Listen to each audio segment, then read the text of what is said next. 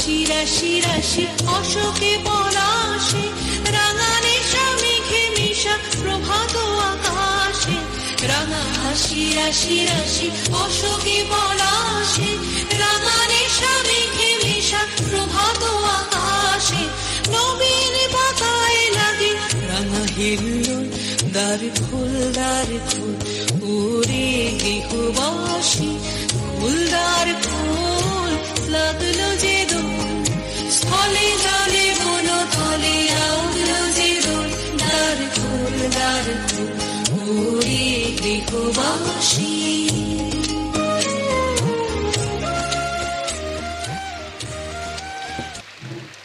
জন্মদিনে কি দেব আজ বলো, তোমার দেওয়া জন্ম তোমায় দিলাম। কোন পথে আজ চলে নিয়ে চলো, তোমার পথেই আজ শরণ নিলাম। সাল 1878, 21শে ফেব্রুয়ারি ফ্রান্সের প্যারিস নগরীতে জন্ম নিলেন আমাদের শ্রীমা। তার শৈশব সম্বন্ধে মা নিজেই বলেছেন, 4 বছর বয়স হতেই আমার যোগের আরম্ভ। মনে আছে আমার মা আমার জন্য একটি ছোট্ট চেয়ার তৈরি করে দিয়েছিলেন, তাতেই বসে আমি তন্ময় হয়ে যেতাম। তখন আমার মাথার মধ্যে এক উজ্জ্বল আলো এসে ঝড় বইয়ে দিত। আস্তে আস্তে বুঝলাম জগতে এক বিরাট কাজ আমাকে সম্পন্ন করতে হবে।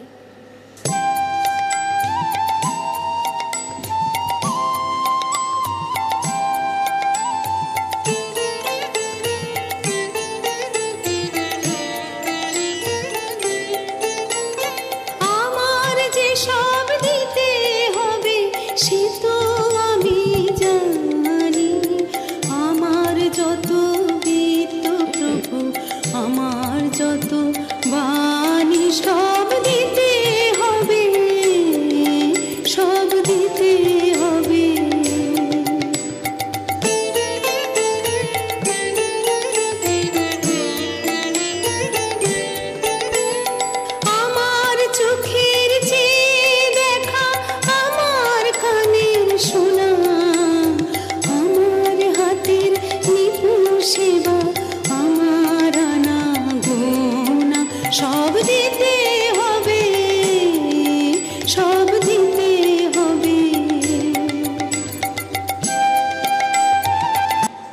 11 থেকে 13 বছর বয়সের মধ্যে মায়ের নানা রকম আধ্যাত্মিক উপলব্ধি হয়।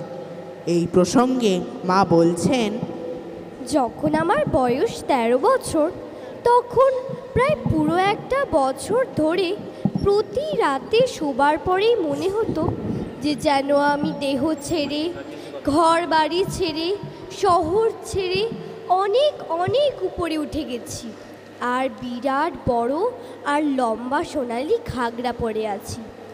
আর যতই উপরে উঠছি ততই যেন সেটা আরও বড় হয়ে চারিদিক ঘিরে এমনভাবে গোল হয়ে ছড়িয়ে পড়ছে যাতে তা সারা শহরের উপর ছাদের মতো বিস্তৃতি লাভ করছে। তখন চারিদিক থেকে যত মেয়ে, পুরুষ, শিশু, বৃদ্ধ, অসুস্থ, অভাগা, পীড়িত মানুষেরা এসে জড়ো হচ্ছে সেই বিরাট আচ্ছাদনের তলায়।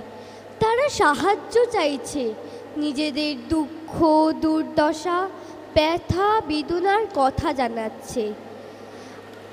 আর সেই ঘাগরা তখন জীবন্ত হয়ে তাদের প্রত্যেকের দিকে এগিয়ে যাচ্ছে। আর যেমনই তারা সেটা স্পর্শ করছে, অমনি সব দুঃখ, গ্লানি দূর হয়ে শান্তি ও শক্তি পেয়ে আনন্দে তারা চলে যাচ্ছে। কার আত্মঘোষণা? এ তো অহমের ঝংকারে উদ্ধত অহংকারের সুর নয়। ইনি পরা জননী, ইনি আমাদের মধুময়ী মা। এরই চরণ কমলে আমাদের এই প্রণাম নিবেদন।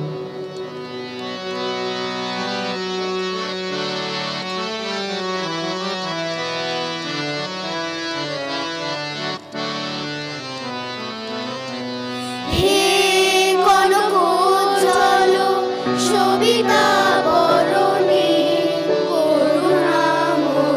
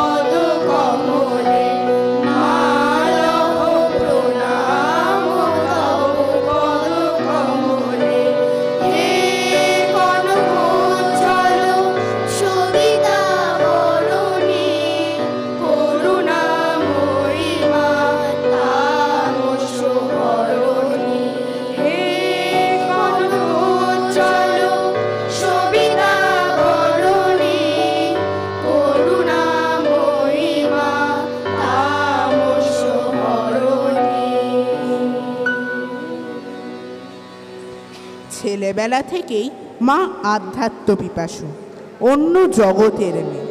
মা বলছেন তাকে অনেক গুরু নানাভাবে স্বপ্নের মধ্যে অনেক উপদেশ দিতেন। তাদের মধ্যে একজনের সঙ্গে মায়ের ক্রমশই ঘনিষ্ঠতা বাড়তে থাকে। মা তাকে কৃষ্ণ বলে অভিহিত করেন স্বপ্নের মধ্যে, কারণ মায়ের তখনই গীতা খুব ভালোভাবে পড়া হয়ে গিয়েছে। এসব স্বপ্ন বাস্তবের মতো সত্যি ছিল। সেই বহু প্রতীক্ষিত দিনটি এসে গেল। মা এসে উপস্থিত হলেন তার সেই গুরুর সামনেই, তিনি শ্রী অরবিন্দ।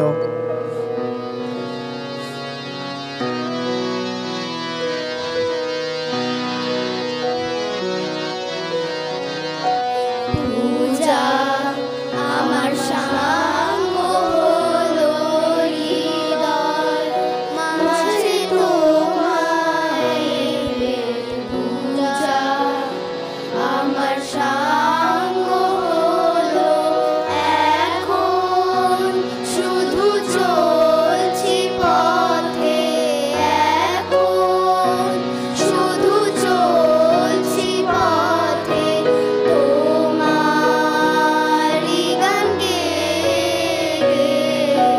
পূজা আমার সাঙ্গ হলো হৃদয় মাঝে তোমায় পূজা আমার সাঙ্গ হলো এখন শুধু সুখের তালে বইছে তোরি ভরা পালে এখন শুধু সুখের তালে বইছে তোরি ভরা পালে আপন ভুলে কুলো ভুলে আপন ভুলে কুলো ভুলে মাঝি মুখে আসিছে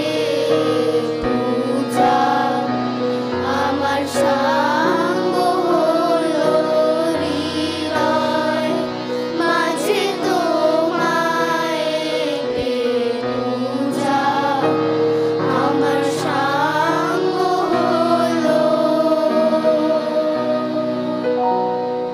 তোমার অলস ছেলে খেলার পথে চলব নামা চরণ ফেলে রইব শুধু তোমার কোলে তোমার কাছে তোমার মাঝে তোমার নিধি অঞ্চলেতে দিনগুলি মোর রাখবো বেঁধে রাখবো গেথে আমার সকাল আমার সন্ধ্যা বেলা সেইখানে মা চুক্তি করে দেখবো তোমায় চক্ষু ভরে দেখবো তোমার ভুবন মোহন রঙ্গরূপের খেলা নীরব হয়ে রইব শুধু মুগ্ধ মনে দৃষ্টি মেলে আমি তোমার অলস ছেলে খেলার পথে চলবো নামা চরণ ফেলে আমার খেলা তোমার সাথে খেলবো আমি তোমার ধ্রুব